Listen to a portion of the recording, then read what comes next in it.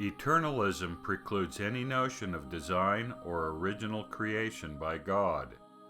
Since all things are eternal, there is no original creation. Creationism is false.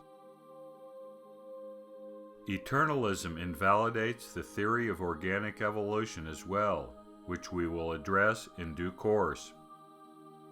This leaves the question of the perpetuation of life. How does life continue from planet to planet, from galaxy to galaxy, and throughout the universe?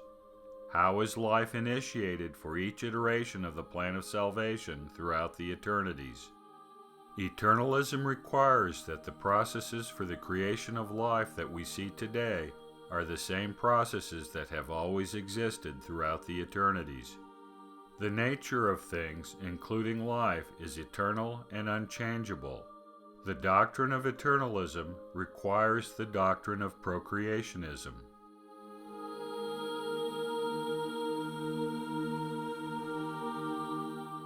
Procreationism is the doctrine that all life arises from the procreative process.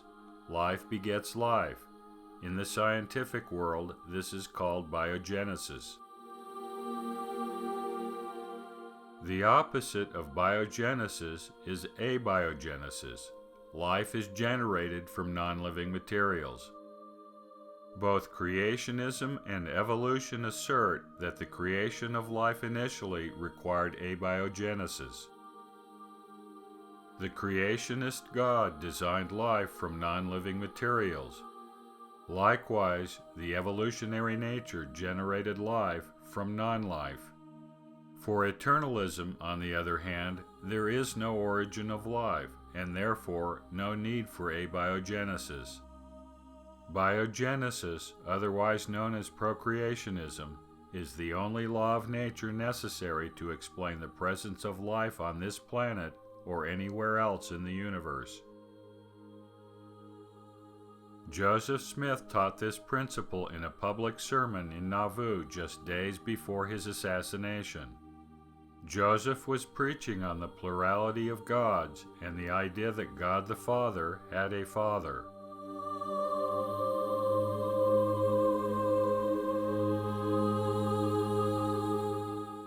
Joseph then expanded the idea to include all living things.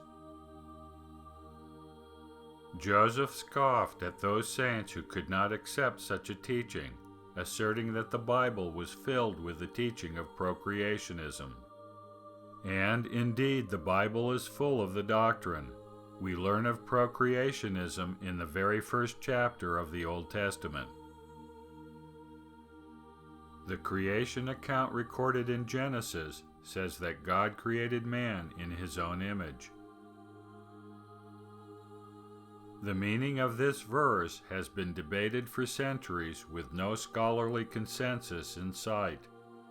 Scholars cannot agree what created means or what in his own image means. They endlessly debate the plurality of the Creator and the nature of the creation, Adam. Yet, this should not be the case. The Bible itself, along with its sister account in the Book of Moses, provide the clear and unmistakable meaning of creating a person in one's own image. Creating someone in one's own image is simply to procreate. When Adam and Eve procreated their son Seth, they did so in their own image. According to the Bible, to create someone in one's own likeness and image is to do so through the procreative process. One must simply apply this formulaic description to God's creation of Adam and Eve, and the process becomes clear. God created Adam and Eve through the procreative process with one of his wives.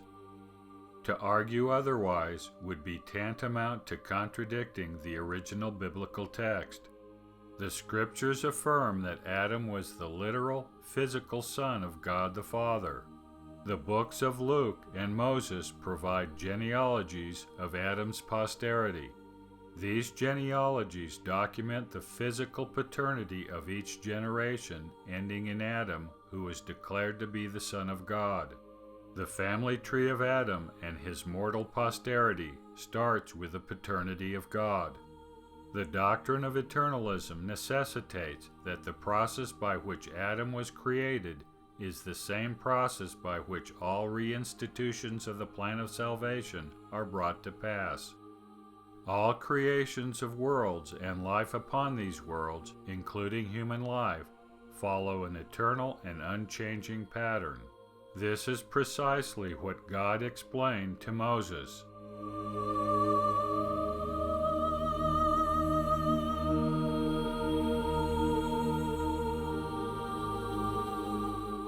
Every atom of every new earth throughout the eternities was the product of procreation by the Father God of that world.